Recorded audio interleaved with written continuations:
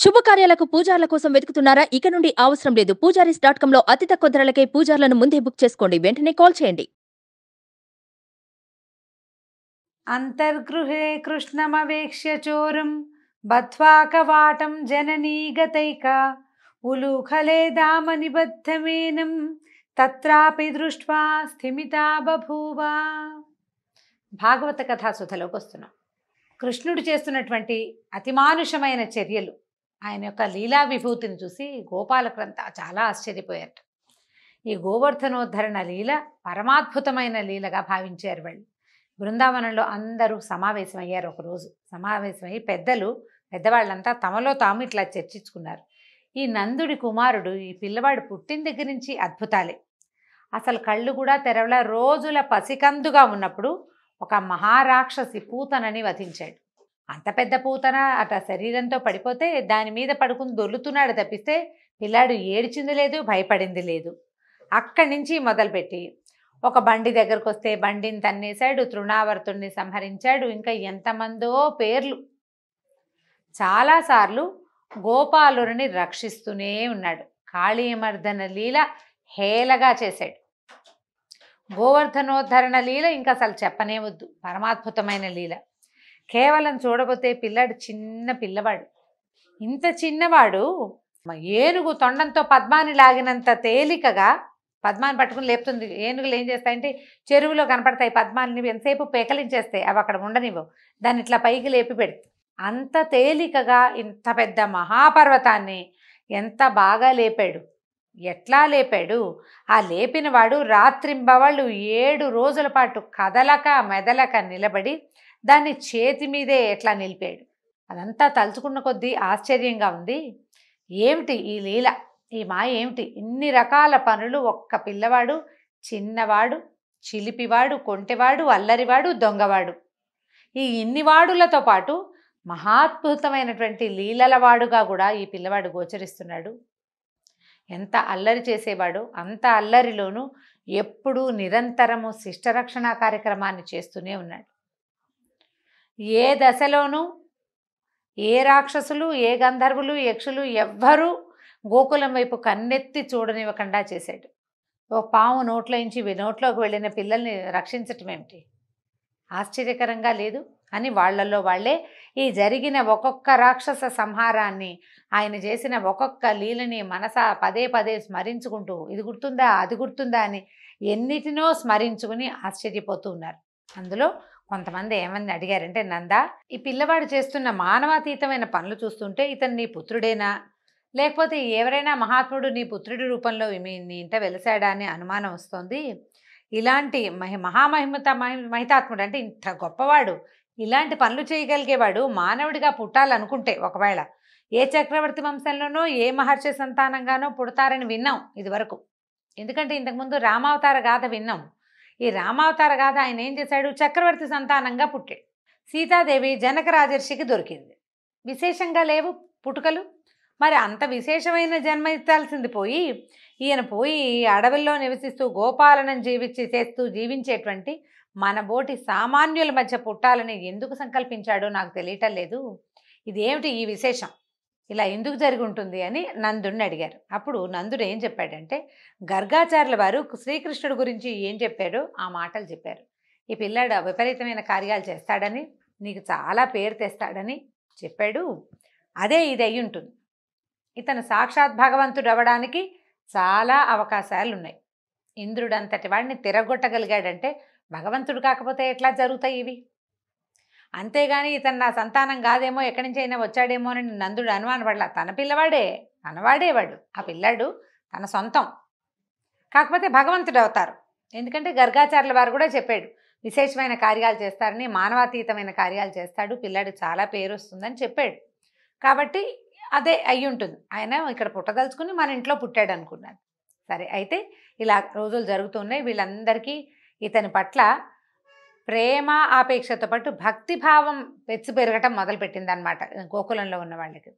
ఒకసారి ఒక కొన్ని రోజులు గడిచిన తర్వాత ఒక ఏకాదశి తిథిలో అందరూ ఉపవాసాలు ఉన్నారు. ఉపవాసం ఉంటారు ఏకాదశి తిథికి పెద్దలంతా. అయితే నందుడు కూడా ఉపవాసం ఉన్నాడట. శ్రీమన్నారాయణ్ణి మిక్కిలి శ్రద్ధతోటి పూజించుకున్నాడు. మర్నాడు తెల్లవారుజామున ఏమైంది, ఏం చేశాడు, ద్వాదశ స్నానం కోసం యమునా నదిలోకి దిగాడు. పొద్దున్నే స్నానం చేసి ఇది ద్వాదశ పారాయణ చేయాలి కదా. ఈ దిగేసరికల్లా ఏమైంది, ఈ రాత్రి జనరల్గా తెల్లవారుజామున అంటే కొంచెం చీకటకన్నా తెల్లవారకుండానే దిగాడని చెప్తున్నారు. ఈ రాక్షసుల సమయం, ఆ సమయంలో నదిలోకి ఒంటరిగా దిగాడు. ఎప్పుడూ నదీ స్నానాలు అవి ఒంటరిగా చేయకూడదండి. ఇది ఒక కొత్త సంగతి తెలిసింది చూడండి మనకి. నదులు, చెరువులు వాటిల్లోకి ఒంటరిగా వెళ్ళకూడదు. ఇప్పుడు కూడా సేఫ్ కాదని చెప్తామా, కొంతమందితో కలిసి వెళ్ళాలి. గ్రూప్ అందరూ చేసే చోటే స్నానాలు చేయాలి. కానీ ఈ ఘాట్ ఖాళీగా ఉంది, ఇక్కడ ఎవరు లేరు, చక్కగా బాగుంటుంది ఏకాంతంగా అని పొరపాటును కూడా వెళ్ళకూడదు. ఎవరూ లేని నిర్జన ప్రదేశంలో చాలా ప్రమాదాలు పొంచి ఉంటాయి. అందుకని జనం ఉన్న చోటే నదీ స్నానం చేయాలి. ఈయన ఒంటరిగా వెళ్ళాడు. ఒంటరిగానే ఈ నీళ్లలోకి దిగాడు. దిగేసరికల్లా ఏమైందట, ఈ నందుడిని వరుణుడి అనుచరుడైనటువంటి ఒక రాక్షసుడు పట్టుకుని తన ప్రభువుకి దగ్గరికి తీసుకెళ్ళిపోయాడు. ఈయన ముందు దిగాడు, ఆయనకి సహాయంగా ఇంకా కొంతమంది వెళ్తున్నారు. ఈ వెళ్ళేవాళ్ళు ఈ నదిలోకి దిగిన నందుడు కనపడలే, ఆయన ముందు వెళ్ళాడు అనమాట. కాస్త ఒక 10 అడుగులు ముందుంటాడు, ఈ నీళ్ళలోకి దిగాడు, దిగినవాడు దిగినట్టు మాయమైపోయాడు. ఈ వెనకాల వస్తున్న జనాన్ని కనబడిపోయేసరికి వాళ్ళందరూ గోరుమని అరుస్తూ నందుడు మాయమైపోయాడు. నదిలో కలకలం కూడా లేదు. ఇప్పుడు మునిగిన వాడో లేకపోతే గాలి కోసం కొట్టుకుంటున్న వాడితో కదలిక కనపడాలి. ఏ కదలిక లేదు, ఏమైనా నది ప్రశాంతంగా. అందరూ అరుస్తూ కేకలు పెడుతూ నందమహారాజు మునిగిపోయాడు, ఇలా అయిపోయింది, ఇదైపోయింది. చూస్తుండగానే నదిలోకి దిగిన వాడు ఇంకా పైకి రాకుండా అయిపోయాడు అని చెప్పి అరుస్తూ కేకలు పెడుతూ విలపిస్తూ కృష్ణుడిని పరిగెత్తుకుంటూ ఆయనకి చెప్పడానికి వెళ్ళారు. కృష్ణుడు ధైర్యం చెప్పాడు, చూస్తాను, నేను ఏమైందో చూస్తానన్నాడు. వీళ్ళ నమ్మకం ఏమిటంటే కృష్ణుడు ఏం చేస్తాడని వీళ్ళ భావం. చిన్నపిల్లాడు కదా, వీళ్ళ భావం ఏంటంటే కాళ్ళింతి మడుగులో ఎలా చేశాడు, ఏం చేశాడు సర్పాన్ని, అలా ఏదో ఒకటి అతిమానుషమైన క్రియ చేస్తాడని వాళ్ళ నమ్మకం. దాంతో ఏం చేశాడు, గోకులం నుంచి బయటకు వచ్చి నేరుగా వరుణుడి దగ్గరికి వెళ్ళిపోయాడు. నీళ్ళలోకి దిగి వరుణుడి దగ్గరికి వెళ్ళిపోయాడట. ఎప్పుడైతే ఈ కృష్ణ పరమాత్మ తన దగ్గరికి వస్తున్నాడని తెలిసిందో వరుణుడు వెంటనే స్వామికి ఎదురేగి స్వాగతం చెప్పి పూజించాడు. అర్ఘ్యపాద్యాదులు ఇచ్చాడు, ఆచమనం ఇచ్చాడు. నా జన్మ ధన్యమైందన్నాడు. సర్వోత్కృష్టమైన సింహాసనం మీద స్వామిని కూర్చోబెట్టి పాదాల దగ్గర కూర్చున్నాడు. స్వామి, నువ్వెందుకు వచ్చావో నాకు తెలుసు. నా సేవకుడు అజ్ఞాని, నందుడు నీ తండ్రిని తెలియక తీసుకొచ్చేశాడు. నా అపరాధాన్ని క్షమించు, నీ తండ్రిని తీసుకెళ్ళు, నన్ను సర్వసాక్షివి, నన్ను అనుగ్రహించమన్నాడు. వరుణుడి అనుచరుడు నందుడిని తీసుకెళ్ళిపోయాడు. భటుడు ఏదైనా ఒక తప్పు చేశాడంటే ఆ తప్పు రాజుది కదా. ఇప్పుడు ఈ భటుడు చేసిన తప్పుకి వరుణుడికి శిక్ష పడుతుంది. అందుకని నువ్వు సర్వసాక్షివి, ఇందులో నా ప్రమేయం లేదని గ్రహించు. అతడు అజ్ఞానంతో నందుడిని తెలుసుకోక పొరపాటును తీసుకొచ్చాడు, నన్ను అనుగ్రహించమని పాదాలు పట్టుకున్నాడు.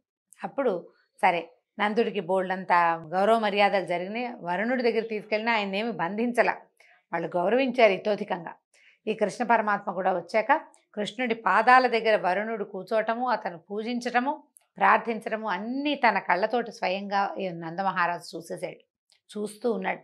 తన కుమారుడికి ఎంత గౌరవం జరుగుతోందో, అతని మాట రాజనకుండా, తోసి రాజనకుండా ఊ అంటే ఊ అన్నట్టు, ఆ అంటే ఆ అన్నట్టు జరిగిపోవటం కూడా ఆయనకు ఆశ్చర్యంగానే ఉంది. పరమ సంతోషంగా వాళ్ళ దగ్గర నుంచి వీడుకోలు పుచ్చుకొని కృష్ణుడు నందుడు ఇద్దరు కలిసి భూలోకంలోకి వచ్చేసారు. యమునా నది నుంచి బయటకు వచ్చారు. ఈ కృష్ణుడు నందుడితో సహా రావడం చూసి గోకులవాసులంతా ఆనందంతో పొంగిపోయారు. ఏం జరిగిందని నందుడిని అడిగారు. నువ్వు ఎక్కడికి వెళ్ళావు అని అడిగితే, నేను నదిలో మునిగిపోయాను, నీళ్ళలోకి ఇట్లా ముక్కు మూసుకుని నీటిలోకి దిగేసరికి వరుణుడి అనుచరుడు నన్ను తన లోకానికి తీసుకెళ్ళిపోయాడు. వరుణలోకంలో ఎంత ఐశ్వర్యమో, మణులు, మాణిక్యాలు, ముత్యాలు, పగడాలు, ఎంత ఐశ్వర్యమో ఆ జలప్రవాహం అడుగున మన ఊహ కూడా అందదు. 2 కళ్ళు చాలవు. నేను ఆ వైభవాలన్నీ చూస్తూ ఉండగానే కృష్ణుడు అక్కడికి వచ్చాడు. వరుణలోకంలో ఉన్న వాళ్ళందరూ కృష్ణుడి పట్ల ఎంత వినయం చూపించారో, ఎంత ప్రేమ, ఎంత గౌరవము, ఎంత భక్తి చూపించారో, దాంతో వాళ్ళు నేను ఆశ్చర్యపోయాను వాళ్ళ వినయానికి. నన్ను కూడా వాళ్ళు ఇబ్బంది ఏం పెట్టలేదు, అన్ని 4 చూశాను నేను. సరే, కృష్ణుడిని వాళ్ళు చాలా గౌరవించారు. తను అడగకుండానే నన్ను ఆయనతోటి పంపించేశారు, కృష్ణుడితోటి పంపేశారు అని చెప్పాడు. వినయంగా నన్ను మమ్మల్ని ఇద్దరిని సాగనంపాడు. చాలా వినయంగా ఉన్నారు. కృష్ణుడి పట్ల వాళ్ళు అసలు ఎంత గౌరవము, ఆదరము, అభిమానము, భక్తులతోటి, భక్తి ప్రపత్తులతోటి ఎట్లా ప్రవర్తిల్లారో అదంతా కళ్ళకు కట్టినట్టుగా ఈ గోకుల వాసులందరికీ చెప్పాడట. గోకుల వాసులకి కృష్ణుడు సామాన్య మానవుడు కాదని, తర్వాత అప్పటికే ఉంది భావం, వాళ్ళకి తెలిసింది ఈయన ఏదో అవతారం ఇట్లా పుట్టాడు అని. అతను సర్వేశ్వరుడని కూడా వాళ్ళు తెలుసుకున్నారు. నందుడి మాటలు విన్నాక వాళ్ళు కృష్ణుడు అని వాళ్ళంతా అనుకున్నారు, కృష్ణుడు వైకుంఠాన్ని మాకు కూడా చూపిస్తే బాగుండు. చక్కగా నందుడు వెళ్ళి వరుణలోకం చూసొచ్చాడు. మనకు కూడా ఈ బతుకుండగానే వైకుంఠ లోకాన్ని చూపిస్తే బాగుండని అందరూ చాలా కోరుకున్నారట. ప్రతి వాళ్ళకి కంటితోటి వైకుంఠాన్ని చూసి ఆ వైభవాన్ని జ్ఞాపకం చేసుకోవాలని కోరుకున్నారు. అయితే కృష్ణుడు వాళ్ళ కోరిక తెలుసుకున్నాడు. తెలుసుకుని ఏం చేశాడట, బ్రహ్మగుండం అంటారు, ఈ యమునలోనే ఒక జలాశయం యమునకి ఒక పక్కగా ఉందన్నమాట. అందులోకి తీసుకెళ్ళి మీరందరూ అందులో మునిగండి అని చెప్పాడు. ఈ మునిగారట వాళ్ళు, పెద్దవాళ్ళంతా మునిగేశారు కదా. ఆ మునిగి నీళ్ళల్లో ఉన్నంతసేపు వాళ్ళకి వైకుంఠం కనపడింది. వైకుంఠ దర్శనం చేశారు. అక్కడ సమస్త దేవతలు శ్రీమన్నారాయణ్ణి సేవించడం చూశారు. వేదాలు రూపం దాల్చి స్వరూపాలతోటి, వేదం అంటే పుస్తకంగా కాదు, వేద రూపంతో స్వామిని స్తుతించడం కనపడింది. అట్లా వైకుంఠ వైభవాన్ని ఆశ్చర్యచకితులై అసలు దాంట్లో మమేకం అయిపోయారనమాట. మడుగు నుంచి పైకొచ్చారు. చాలాసేపటికి ఎప్పటికో వచ్చాక తమ మామూలు పరిసరాలే కనపడ్డాయి. ఒకసారి మునిగి వాళ్ళకి వైకుంఠ దర్శనం చేయించాడు. వాళ్ళ మనసు లోపలి కోరికలని భగవంతుడు తెలుసుకున్నాడు. ఆ గోకులంలో ఒక్కళ్ళని కూడా అసంతృప్తులుగా ఉంచలేదు. ఆయన ఎక్కడ పుట్టాడో, ఎవరి వల్ల పెరిగాడో వాళ్ళందరికీ, ప్రతి వాళ్ళకి మనసులో ఉన్న కోరికల్ని బ్రహ్మాండంగా తీర్చేశాడు. అయితే వీళ్ళందరి కోరికలు తీర్చాడండి. గోపికలు ఈయనే భర్తగా కావాలని కోరుకుని కాత్యాయని వ్రతం చేశారు. వాళ్ళ కోరిక ఎట్లా తీర్చాడు, ఎట్లా వాళ్ళకి ఈయన కృష్ణుడు భర్త అయ్యాడు. కృష్ణుడు భర్త అవుతాడా అండి? భగవంతుడు భర్త అవుతాడా? భగవంతుడు భర్తే, మనని భరించేవాడు భగవంతుడే. కాకపోతే తాత్కాలిక భర్త, శాశ్వత భర్త అని రెండు తేడాలు ఉన్నాయి. తాత్కాలిక భర్తలు ఈ జీవితంలో ఇప్పుడు ఈ జన్మల్లో దొరికేవాడు. శాశ్వత భర్త ఎల్లప్పుడూ మనని భరించేవాడు భగవంతుడు. అతడు తాత్కాలికంగా కావాలని కోరుకోవటమే తప్పు. ఒక తెలియని అజ్ఞానంతో గోపికల కోరికని ఆయన ఎట్లా వాళ్ళని సాటిస్ఫై చేశాడు, ఏ రకంగా వాళ్ళకి సంతృప్తి కలిగించాడో తర్వాత కథలో విందాం. రేపు మళ్ళీ కలుసుకుందాం. నమస్కారం.